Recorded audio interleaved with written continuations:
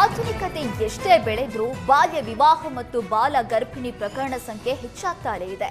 ಸಂಡೂರಿನಲ್ಲಿ ಕಳೆದ 7 ತಿಂಗಳಲ್ಲಿ ಬರೋಬ್ಬರಿ 75 ಬಾಲ ಗರ್ಭಿಣಿಯರು ಪತ್ತೆಯಾಗಿದ್ದಾರೆ.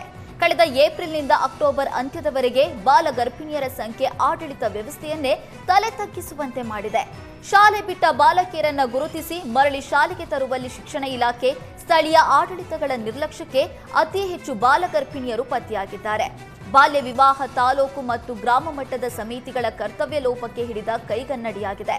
ಗ್ರಾಮೀಣ ಪ್ರದೇಶದಲ್ಲಿ ಶಾಲೆಯಿಂದ ಹೊರಗುಳಿದ ಮಕ್ಕಳನ್ನ ಪತ್ತೆ ಹಚ್ಚುವಲ್ಲಿ ಶಿಕ್ಷಣ ಇಲಾಖೆ ವಿಫಲವಾಗ್ತಾ ಇರೋದು ಇದಕ್ಕೆ ಕಾರಣವಾಗಿದೆ.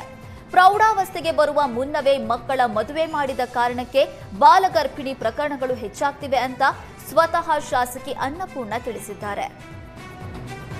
ಬಾಲ್ಯ ವಿವಾಹ ಎಲ್ಲ ಕಡೆಗೂ ಇದು ನನಗೆ ತುಂಬ ಬಾಧಿಸ್ತಕ್ಕಂಥ ಒಂದು ಸಾಮಾಜಿಕ ಪಿಡುಗು.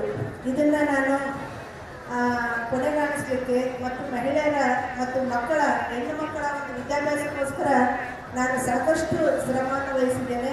ಈ ಬಾಲ್ಯ ವಿವಾಹವನ್ನು ತಡೆಯೋದಕ್ಕೋಸ್ಕರ ನಾನು ತುಂಬ ಕಠಿಣವಾದ ಕ್ರಮಗಳನ್ನು ನಮ್ಮ ಪೊಲೀಸ್ ಇಲಾಖೆಯ ಸಹಾಯದಿಂದ ಹೆಣ್ಣು ಮಕ್ಕಳ ಒಂದು ಅವರ ಭದ್ರತೆಗೋಸ್ಕರ ಆ ಭಾಗದಲ್ಲಿ ನಾನು ಮುಂದಿನ ಒಂದು